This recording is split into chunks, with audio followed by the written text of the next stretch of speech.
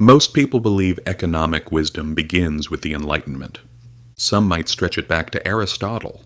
But almost no one knows this. One of the sharpest explanations of modern financial crises was written nearly 1,000 years ago. Its author warned that when money loses its moral foundation, civilizations don't collapse overnight. They decay quietly from the inside. Welcome to the hidden pages, where money, power, and history collide. What history doesn't tell. To understand how revolutionary Al-Ghazali's ideas were, we need to step back into a world that feels simultaneously ancient and strangely familiar. The year is around 1100 CE. Europe is fragmented, recovering from centuries of turmoil. Feudal lords rule isolated territories. Economic life is slow, limited, predictable. But just beyond Europe, the Islamic world stretches from Spain to Persia. A network of bustling cities, universities, markets, hospitals, and trade routes that link 3 continents. Baghdad stands as the intellectual capital of the world.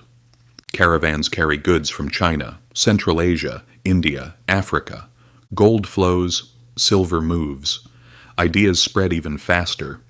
This is not a medieval backwater. This is the beating heart of global commerce. And in the middle of this rapidly evolving economic landscape, one scholar begins to ask a question almost no one else is asking. What happens when a society accumulates wealth faster than it accumulates wisdom? His name, Abu Hamid Al-Ghazali. 1. The mind of Al-Ghazali. Born in 1058, Al-Ghazali rose with extraordinary speed. By his mid-30s, he held one of the most prestigious teaching positions in the Islamic world. An achievement comparable to a modern scholar running Harvard or Oxford. Yet prestige didn't blind him. If anything, it sharpened his vision. He looked at the markets around him. Traders becoming wealthy overnight, merchants manipulating supply, officials chasing revenue, rulers debasing coins, families struggling even as cities grew richer. Something felt off. So he began to examine money not just as a medium of exchange, but as a psychological, moral, and political force. 1,000 years before behavioral economics existed, Al-Ghazali was already doing it. 2. The true nature of money. Al-Ghazali's first breakthrough was his definition of money. He said money is like a mirror.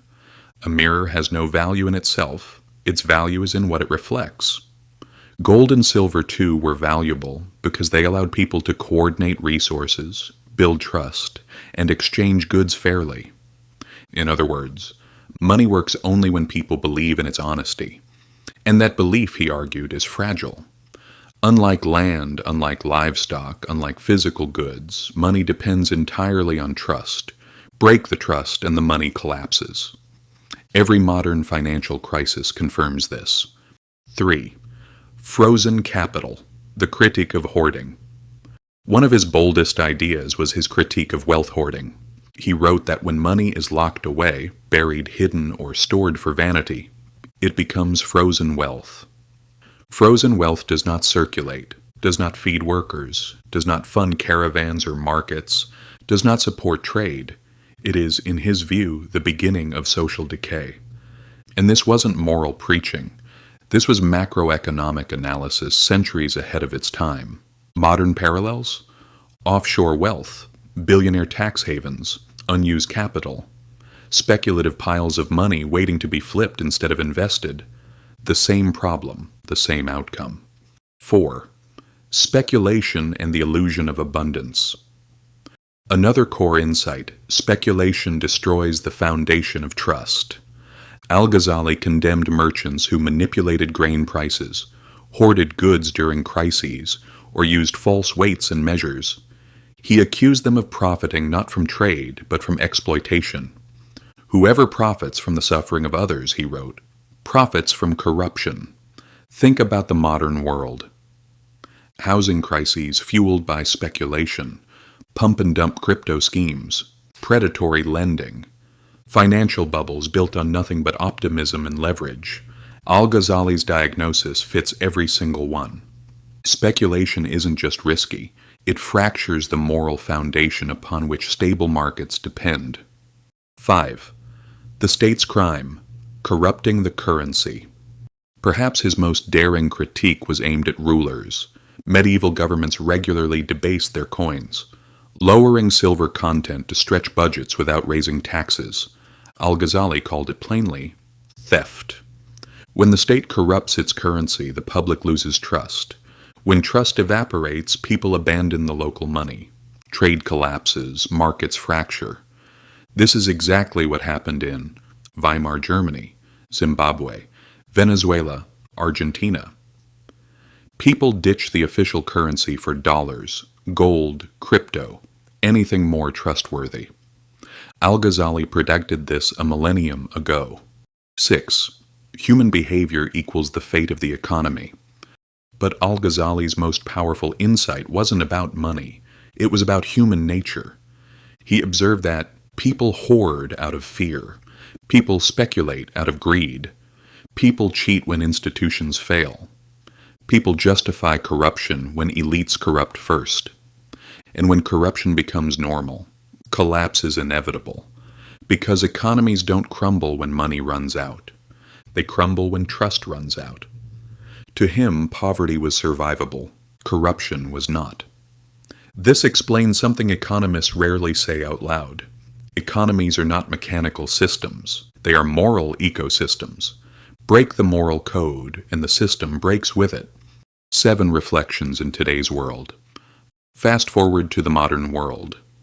We live in an age of record inequality, asset bubbles, distrust in institutions, rising debt, manipulated markets, inflated currencies, declining social mobility. Everything Al-Ghazali warned about. We are watching it unfold in real time. His insights are not medieval. They are diagnostic. They describe why systems become fragile, why civilizations plateau, why empires quietly decline. Money, he said, is a reflection. If society is honest, money is stable. If society is corrupt, money becomes poison. The silent warning of history. Al-Ghazali never claimed to predict the future. He simply understood the one truth economists often ignore.